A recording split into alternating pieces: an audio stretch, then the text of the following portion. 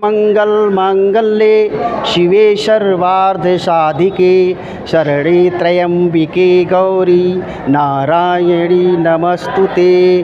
समय था, माता जी ने उस पार से कहा कि मुझको उस पार ले चलो, इस पार ले आओ। तो देखे आभूषण माता जी का तो नाविक मोहित हो गए, कुछ घटना हो जाता है। तो माँ ने नाविक को श्राप दे दिया, नाविक जो है पत्थर हो गए, पत्थर हर करा देते हैं और जो है गणेश जी का मान देते, गणेश जी का मूर्ति बना देती हैं, शेर बनवा देती हैं।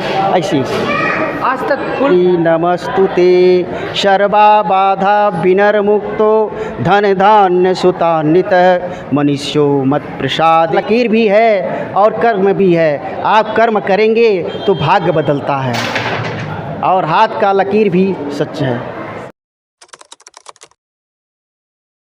नमस्ते, मैं अश्विनी श्रीवास्तव, आप देख रहे हैं महाराजगंज एक नई सोच। इस वक्त हम मौजूद हैं लेहड़ा देवी के नाम से प्रचलित मंदिर, और ये मंदिर आपको बता दूं घने जंगलों के बीच में बसा हुआ है। यहाँ के जो मुख्य पुजारी हैं उनसे जानने का प्रयास करेंगे और बात करेंगे कि आखिरकार इस मंदिर का इतिहास क्या है और किन किन मान्यताओं से ये मंदिर जुड़ा है। और भक्तगण होते हैं उनको आने के लिए सुविधा नहीं है क्योंकि ये घने जंगलों के बीच में ये मंदिर घिरा हुआ है। तो हमारे साथ पुजारी हैं जी हैं, जानने का प्रयास। स्वागत है आपका, क्या नाम है? मेरा नाम हरिश्चंद्र बाबा है।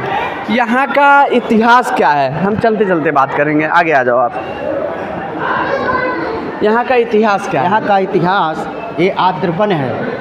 ये लहरा स्टेशन उतरने के नाते लोग लहरा देवी करते हैं। ये पीछे पावा नदी है, पहले घना जंगल था और माता जी पीछे से सुंदर कन्या का रूप धारण करके आ रही थी आभूषण पहनकर। यहाँ बीच में नाव चलता था और बाप पोत नाविक थे और जो है माता जी 4 बजे का समय था। माता जी ने उस पार से कहा कि मुझको उस पार ले चलो, इस पार ले आओ। तो देखे आभूषण माता जी का तो नाविक मोहित हो गए और उसके बाद नाव ले नहीं जा रहे थे। तो माता जी अंतर्जामी थी, माँ ने समझ गया कि इनके मन में कुछ बुरा भाव है। तो माता जी ने कहा, अरे दुष्ट मुझको ले आओ। ना ले गए, माता जी नाव पे बैठी और आधे से अधिक जैसे नाव आया वो आभूषण को छीनना चाहे। तो माँ ने उनको देखा हरकत, तो माँ जो है क्रुद्ध हो गई। क्रुद्ध होने के बाद वो असली रूप धारण कर, और जब असली रूप धारण कर ली प्रचंड रूप, तो नाविक डर के कांपने लगी, त्राहिमाम करने लगी। तो माँ जो है जब शक्तियाँ क्रोधित हो जाती हैं तो कुछ न कुछ घटना हो जाता है। तो माँ ने नाविक को श्राप दे दिया, नाविक जो है पत्थर हो गए। पत्थर होने के बाद घना जंगल देख करके माता जी और नदी का तट देख करके माता जी भी पत्थर हो गए। यहाँ मंदिर की मान्यताएं क्या हैं? मंदिर की जो 5 मंगर लगातार आता है, माता जी उनकी मनोकामना पूर्ण करती हैं। तो यहाँ पे नवरात्रियों में भक्तों का तांता नज़र आता है, क्या इस तरह से हर नवरात्रि में कुछ भक्तों के लिए अलग अलग चीज़ें होती हैं क्या यहाँ पे? ये जो है नवरात्र में विशेष पूजा है। हाँ। आपका कुआर हुआ, चैत हुआ, तो माता जी का विशेष पूजा होता है। इसमें लोग आते हैं, माता जी उनकी मनोकामना पूर्ण करती हैं। जो जिस भाव में आता है माता जी उनकी मनोकामना पूर्ण करती हैं। जैसे किसी का पुत्र नहीं हुआ तो माँ ने पुत्र दे दिया तो मनोकामना पूर्ण हुआ। उसके लिए आप जो है चुदरी चढ़ा दिए या गणेश जी बनवा दिए। जिसकी नौकरी नहीं लगती है वो जो है नौकरी लग गया तो जो है जो मन्नत माने रहते हैं अपना करा देते हैं, हर कीर्तन करा देते हैं, रामायण करा देते हैं और जो है गणेश जी का मान देते, गणेश जी का मूर्ति बना देते हैं, शेर बनवा देते हैं। ऐसे आज तक कुल कितने पीठाधीश्वर यहाँ पे रह चुके हैं? आजकल यहाँ 3 पीठाधीश्वर। कुछ यहाँ की ऐसी कहानियाँ भी हैं क्या अनसुनी, जो कि अभी तक लोग जानते नहीं हैं और जानने का प्रयास करते हैं, ऐसा कुछ है क्या? ऐसा है जो है माता जी का जो है इतिहास है, लोग जानते नहीं हैं तो जानने का प्रयास करते हैं। अच्छा, जो माता जी की आरती होती है वो किस किस समय होती है? माता जी की आरती जो है सुबह 3 बजे मंदिर खुलता है, सफाई होती है, श्रृंगार होता है और जो है 5 बजे आरती होती है 5 बजे और 12 बजे भी माता जी का आरती होता है। फिर शाम को 4 बजे सफाई होती है, सफाई होने के बाद 7 बजे माता जी का आरती होता है। कुछ श्लोक हैं क्या माता जी के लिए?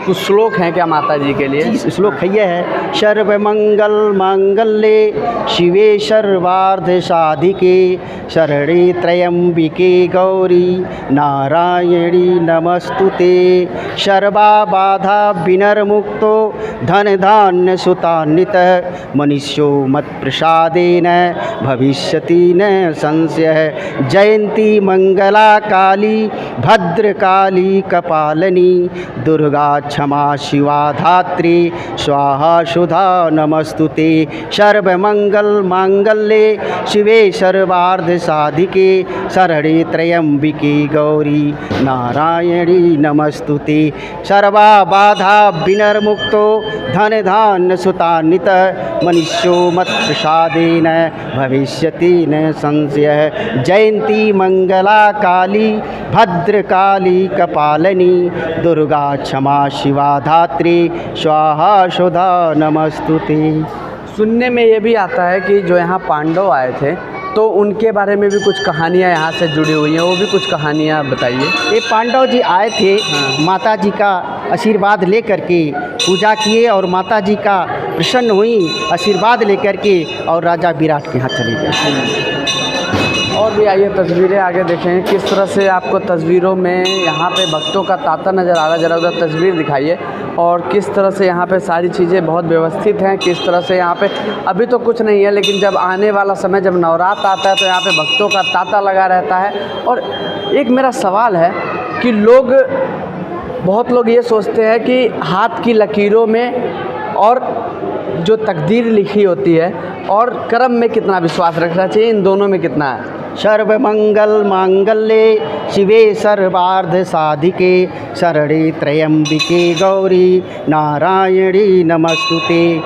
हाथ का लकीर भी है और कर्म भी है। आप कर्म करेंगे तो भाग्य बदलता है और हाथ का लकीर भी सच है। सही है, मतलब उस पर विश्वास करना चाहिए, लोग विश्वास करना चाहिए। और यहाँ पे जैसे कि मैं ये देखा जा रहा है घने जंगलों के बीच में ही है, तो साधन यहाँ आने के लिए भक्तों के लिए किस तरह से है? घने जंगलों के बीच में अधिकतर लोग अपने साधन से आते हैं, मोटरसाइकिल से आते हैं, 4 पहिया गाड़ी से आते हैं, लेकिन यहाँ एक बस चलना चाहिए। बरेदा से यहाँ लहड़ा मंदिर तक एक बस सुबह शाम चलना चाहिए, ताकि जो भक्त आते हैं वो अपना दर्शन करके फिर उसी तुरंत अपना चले जाएँ। मतलब अभी तक कोई बसें नहीं चलती हैं? अभी बस सरकारी बस नहीं है। पहले चलती थी बसें और फिर बीच में बंद हो गया किसी कारणवश। अब एक मिनी बस जो इस समय चल रही है, एक रहना चाहिए कि मतलब फरंदा से मंदिर तक के लिए आएँ और यात्री दर्शन करें अच्छे से प्यार से और फिर उसी बस से आराम से चले जाएँ उसको।